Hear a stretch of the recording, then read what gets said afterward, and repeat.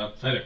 My name is Maximus Emlana. I've been asked here today to record a how-to and demonstration of how to play the game Asterix Unconquered Gaul. I was asked today I was asked a little bit ago by Professor Maurice Suckling, RPI GSAS professor, to go over the game. So, without further ado, let's go over the game. So, first thing we're going over, cover cards, or rather rule cards. They are kind of like the rule book would if you had a big deck for it. Each one of these cards have different little rules, pieces of information on them. Some explain different modes of play, because this game can be played with 1 to 4 people. But for now, we are going to concern ourselves with only two things, which is one, we're going to concern ourselves with the two-player version of the game, and we're going to take these two cards. Which this is a nice legend card which has all the icons and the symbols on it. It has a couple of the explanations on the back for some of the arguments and what they are, like story cards, but that's not what we're focusing on in this case with this card. And the other card we're going to deal with is we're going to deal with the funny enough, the only red card, which is a board setup card. It just shows the orientation of how the deck, or a recommended way the deck is set up and what everything should be organized by. As a further note, for 2 little coins, I had 2 better coins, but I lost them. They weren't part of the deck, but I believe there will be some at some point. I'm not quite sure about that, but I'm using 2 little earbuds as my coins for now. So that's just what these dingy-dingies are. Going back to the deck. So first deck of cards that matters the most in this game, or what matters a lot in this game, are the story cards. The story cards are all varied story, are all picture cutouts from the game, from the original comics and everything. Some of you recognize a couple of them: Asterix and the Missing Scrolls, Asterix and the Roman Agent, and Asterix and the Secret Weapon. Each one of them, all these are quick cards you guys are supposed to. So what you want to do is these are going to be basically both the victory point and the main objective of the game, which is to solve all the problems that are available and empty out your hand and then win this card. We'll get into that a little bit more when we go over it. But anyway, so that's the story cards. Quick objective, right, or a quick problem right on there, and the name, which you can resolve in a couple of things. Next up is the problem cards. This is, I said that was the main before. I lied a little. So, what actually the main thing of the game, I would say, is probably going to be these. And it's a little bit of a combo between the two. And these are the problem cards. The problem cards have, what else? Problems on them. I just covered them. What else? But a variety of different problems on them. Each one has a different setup. There are a couple repeats, obviously, in the deck. But you're going to be drawing these through the game, and you have to get rid of these as much as you can. These are pretty much your victory conditions, and also your biggest blight in the game. Next up, we have the By Totaltus deck.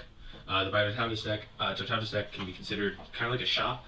It has a lot of really useful abilities. It's got a couple references from people who are also in the story, like background characters and whatnot. But it gives you a variety of things. Some of them let you see cards, some of them let you solve problems, and some of them increase or allow you to get back character abilities. But yeah, you can think of these as shop items, which is where these 2 little guys would come in, or the more official ones would come in for these, which are 2, what's a Gaelic-like currency? Gold something? Nah, I don't know. 2 little man, it's on the tip of my tongue, I know it. Well, I'm not getting it tonight. Yeah, 2 little gold pieces, we'll say, is what these would be, or silver shillings, so is what these are going to be. And we would give these away to the shop, and we would get one of these cards in return. And I'll show that more when we get to, once I finish this up and get everything up and ready. Last but not least, we have the most important, character cards. These are the cards that all the players are going to have.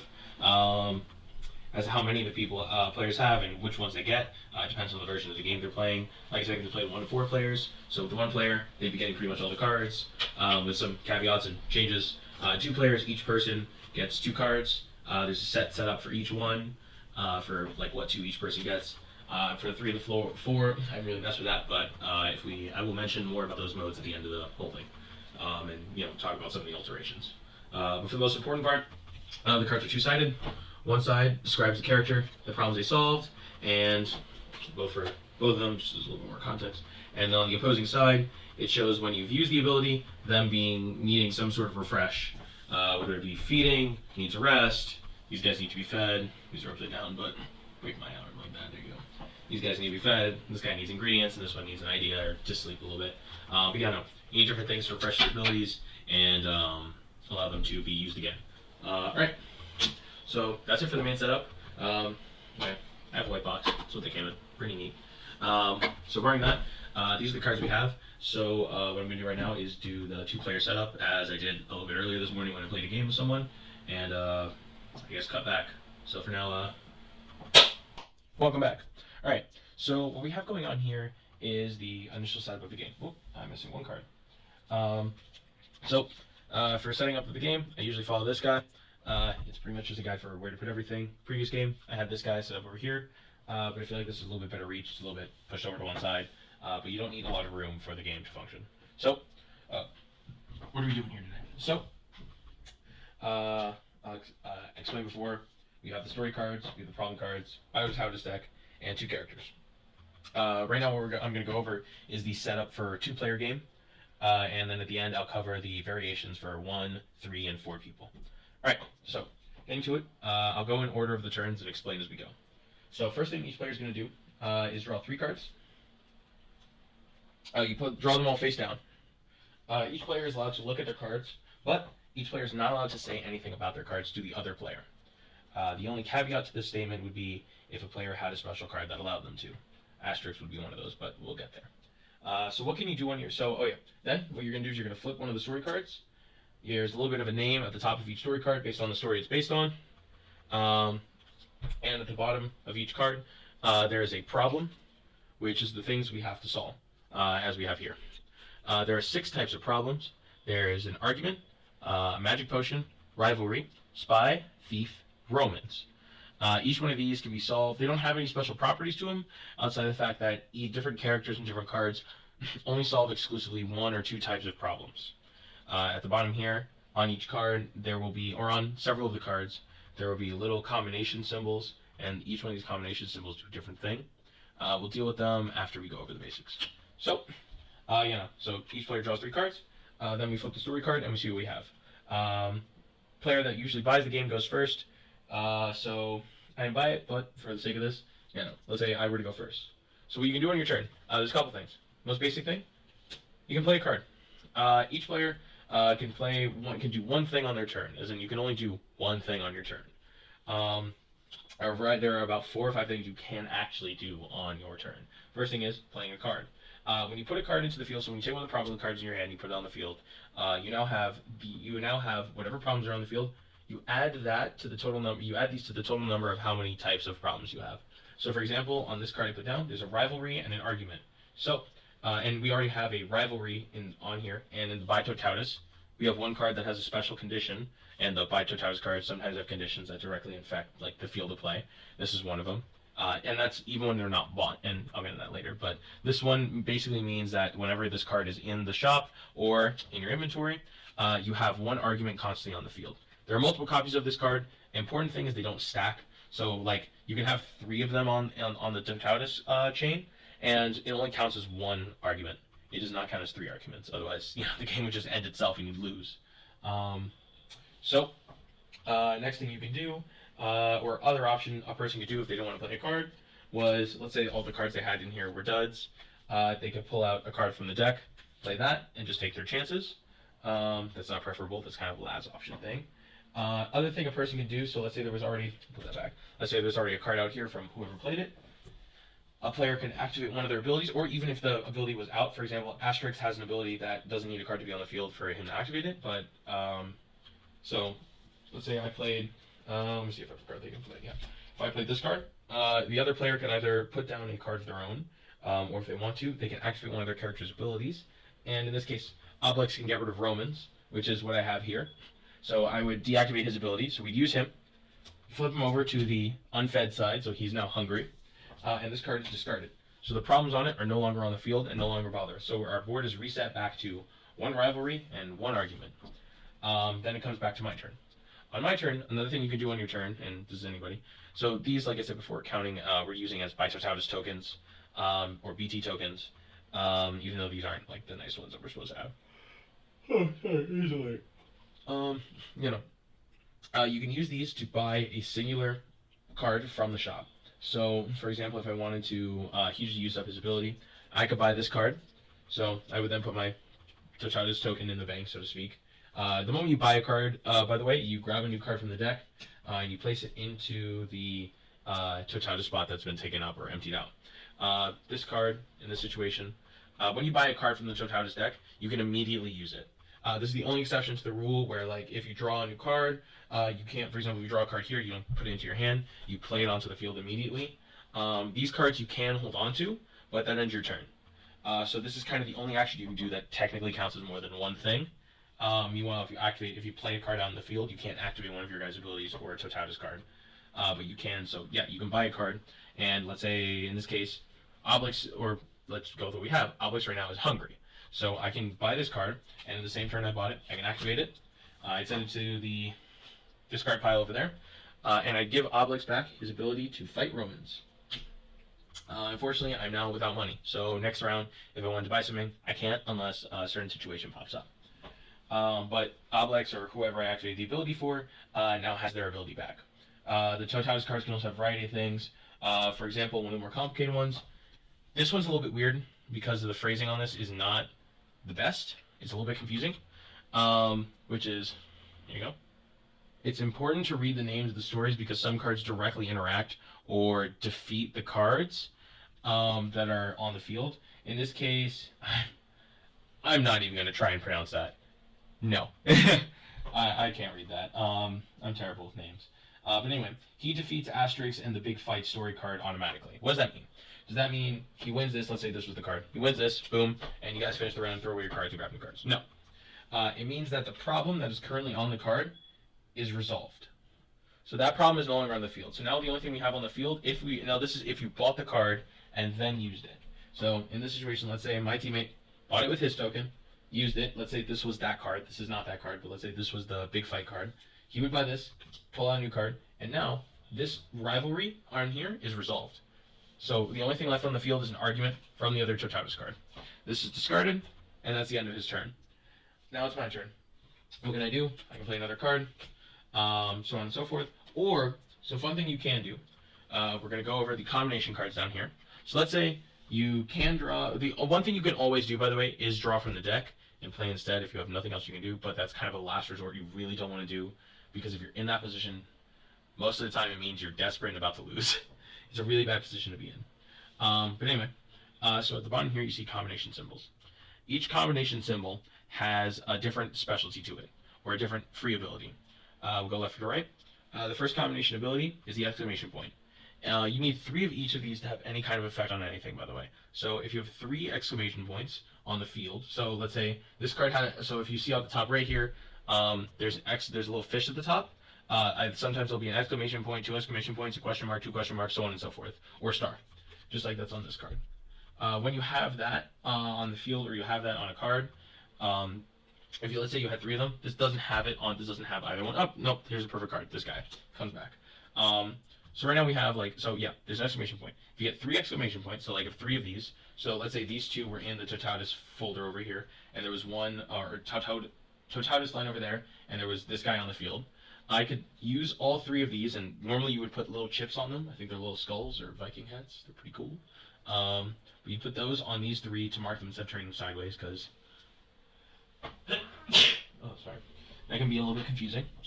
But yeah, you'd activate those 3, and then you would activate the ability that's on top of it. Let's say it was an exclamation point for this intensive purpose. If it was an exclamation point, I get to take back my Totatus token. Or if I already have one, I get another one, and so on and so forth. If you have one, you just gain another Totatus token. If you have 3 question marks, what does that mean? It means you can replace any card on the field, except for this card, any of the problem cards on the field, with another problem card from the deck. So this problem card would be considered discarded and used, and you draw the next one and replace it with that one. So in this case, we drew something really good. Sometimes you could draw something, yeah, perfect. You could draw something even worse that has more problems or the same problems or so on and so forth. Next up is the star symbol. The star symbol lets you free refresh an ability on the board, or one of the abilities. So let's say Asterix was used, and I had 3 stars on the field. I can activate the 3 stars and give Asterix back his ability. Of course, those stars are used up. This is the case for all of them. If you use this ability or use the ability to activate them, they're considered used up. Not the ability that they have on them, just the ability in the top corner, which is why you put the token on them, don't turn sideways or discard the cards. Last symbol is the fish. The fish is considered a wild card, or a wild ability. So for example, here we have, where did the star go? We have 2 fish right here. So this is why the fun part was that example wasn't breaking the game. So this guy right here has a little fish at the top. He also has 3 question marks at the bottom. And when you buy a card like this, you can either activate the ability on it, or you can activate the 3 question marks at the bottom. If you activate 3 question marks at the bottom, it discards the card as well. But yeah, so you can only do one of those 2 things. But anyway, there's a fish at the top of both of these guys, and there's 1 star. Fish are wild cards, meaning they can be any one of these 3. So in this case, I have 1 star, but I have 2 fish, meaning I now have 3 stars if I wanted it. So that means I can activate all 3 of these as if they were all 3 stars, where there's only 1 star. Or if I had 3 fish, I could call them whenever I wanted. And then I can, if Asterix was used up, I can activate them again. So that's how it works. Of course, that ends your turn though. Let me think. Is there anything? Hold on 1 second.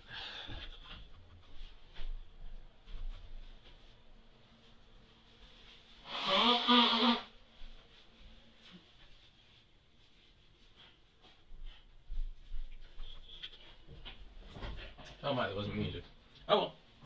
So, as we say, those are the things you can do on your turn. So, at what point does the player win?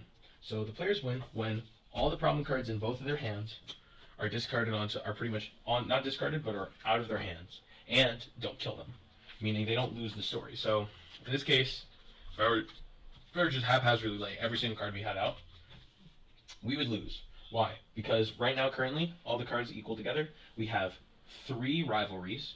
1, 2, 3, if this wasn't deactivated. And we have 3 arguments. 1, 2, and 3. Oh, we actually have 4 rivalries. Yeah, that would be super death. It's worse than regular death. It's double. But anyway, yeah. So you can't get, so what are the victory and loss conditions in this case? Victory and loss conditions are based on how many problems you have on the board. So if you have at any point 3 copies of a problem out on the board and active, like for example, this is on the board, but it's not activated, so it doesn't count. If you had 3 of these, so 3 rivals like I have here on the board, you lose the game instantly. In that you lose the story instantly. So the story is thrown away, the cards are taken away. Even if you have cards in your hand, they're also taken away. They're all thrown to the discard pile, and new hand is drawn and distributed between both players. How do you win? Well, like I said before, get the cards out of your hand safely. If you manage to do that, and both players are out of cards, and no, you do not have to clear the board like this. The board can be filled with a bunch of cards. And as long as everything's out of both of your hands, and it doesn't violate in that there aren't 3 of any problems on the board, you win. What do? You take this, put it to the side, you discard everything on the board, draw a new hand, and then you flip the story, and you proceed to do it again. You want to try and get rid of problems and make sure you can get all the problems out of your hand. The less problems on the board, the easier it is to put down a lot of cards. Sometimes you'll get a hand where there's only like single cost cards, so like there's 1 magic potion on a card or 1 Romans on the card, and the big plus side you'll get away with is the fact that like you won't have more than maybe 2 copies of a problem on the board at any time, which means you can just dump your hand and go. Doesn't happen a lot, but it happened a couple times to us in our 7-point run, which we did like a couple hours ago today. But yeah, no. So you want to get rid of everything you can in your hand. How many times do you want to do this? Well, you want to do this 7 times to win the game. To win the whole game, you need to get 7 of these story cards on your victory pile. To lose the game, you need to get 3. You need to lose the game 3 times, and that you have to lose 3 stories of the game, and then you lose. That's it. Other than that, that is the basis of the game. So, anything I missed? Certain cards have special abilities on them, mainly by Totautus. One thing that's important is the fact that Asterix has the most abilities in the game. He has 4 different abilities he can do. He can defeat spies, rivals, reveal a card from your hand. When you reveal a card, you can show it. So when you're playing with 2 people, you can show the card to the other person, and then they know what you have in your hand. You don't play it; it's just they know about it now. And when you're playing on your own, which I'll get a little bit more into, you reveal cards from the other side. And last thing is you can reshuffle the BT deck, which is where you just gather all these boys up, throw them back in the deck, shuffle it up again, and then lay them all out. Alright, that's it for the 2-player version.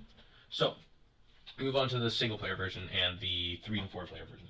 So for the single-player version, it works functionally different than a lot of the other modes, in that, like I said before, this is 1 to 2 players. This is 1 to 4 players. So normally in the deck, I have these off to the side and I have them out for the sake of demonstration. You have these called the 2+ cards. The 2+ cards are not like super special or super dangerous. A lot of them are actually really, really simple cards. They just add a lot of variety to the game in terms of they add more cards you can get. But these are only meant to be played or in your deck when you have 2 or more players. So when you're playing by yourself, you take all 10 of these out of the deck, and now you are the manager of 2 hands. So how does this work? The player 1, the player you, has one side. You would draw your normal 3 cards. You get your one battle token. You get your one battle token. By Totalis token. However, Asterix and Dogmatics are a separate team, so to speak, or they're a separate player entity. Think of them like AI. They get 2 cards. You can't look at the cards that they have there. When they play a card, you have to. So you play your hand like you normally would, as if you were playing with a person. What's up the story? Oh, hey, it's the Caesar's gift card. Nice. Caesar's gift card. Well, I said out too much. All right. Caesar's gift card, or Caesar's gift. You play your hand like you normally do. However, on the other side, they get to play. Oh yeah, they also get a BT token. And you know what? This game about to make a liar out of me. I've made a mistake. So in the single player mode, Asterix and Get-Effects do not receive a BT token. So that is removed from play. Asterix and Dogmatics do receive an extra token. Do receive a regular token though. 1. They do not receive an extra token. So on their turn, you cannot look at the cards that they have there. You can play the cards that they have there, and you have to clear out their hand as well. But you play them blind. So you basically grab one, play it on the field, and hope it's not going to screw you over. So it still keeps the same element of not knowing what you're dealing with. And also it leaves you in a situation of only having one move, because if you had your full thing, you could just do the order you wanted. So I'd pick all 5 cards, I'd play the order I wanted it, and they'd probably breeze through the game a lot faster. So this adds the same element that you have in the multiplayer version of it. Other than that, all the rules are pretty much the same. The only big difference and change is that every time you win a story, so we won that story, let's say, Dogmatics and Obelix's total hand, like their starting hand, goes to 3 instead of 2. Yours stays where it is. They still get the token at the beginning of the turn. Oh yes, when you spend your tokens, that was what I forgot. When you spend your tokens, you get them back at the next turn. Like not the next turn, but the next game. So once you've finished the story and you've won, you automatically get your Bytotatus, say 50 billion times, Bytotatus token back. Alright, so next up we have the 3 and 4 player versions. So the 3 and 4 player versions operate on the same, pretty much exactly the same as the 2 player one. You're going to take the 10 cards I left aside and you're going to put them in. The big difference is, so we'll go over the 3 person first. So in the 3 person, Asterix and Get-Effects are 2 separate players. So one person plays Asterix, one person plays Get-Effects, and one person plays both Dogmatics and Obelix. The other condition they have is the fact that Asterix only gets 2 problem cards. Get-Effects only gets 2 problem cards. Dogmatics, Dogmatics gets, each one of them gets a problem token, or gets a Bytotatus token. And the other person, who's Obelix and Dogmatics, also receives only 2 cards. They also get a BT token, so that means that all 3 players should have 1 BT token, Bytotatus token, and 2 player cards, or 2 problem cards. And other than that, the rules are all the same. The only difference is you now go in a clockwise position where one person goes, so then he would go over here, then he would go, and so on and so forth. Now, last but not least, we have the 4 player one. So in the 4 player version of the game, Obelix and Dogmatics are broken up, bands all destroyed. No. Each player still draws only 2 cards. The only exception would be, in this case, would be Asterix and Dogmatics. So, Asterix and Obelix. Asterix and Obelix still draw the same 2 cards. Get-Effects and Dogmatics only get 1 card each. However, Obelix and Asterix do not receive a Bytotatus token. Dogmatics and Get-Effects get that token, so it kind of is the compensator between the 2. And other than that, those are pretty much the only changing rules for 3 and 4 players, and that's the one for 1 players. And the rules we went over for the main part apply to pretty much every mode of game. They shouldn't really change too much. They're the one I demonstrated for the most part, and the video I have, I'm going to play a little bit of video of gameplay after this, is 2 players. And other than that, hope you enjoy. Thank you for listening. Hope the Let's Play and how-to tutorial helped you very much. And remember,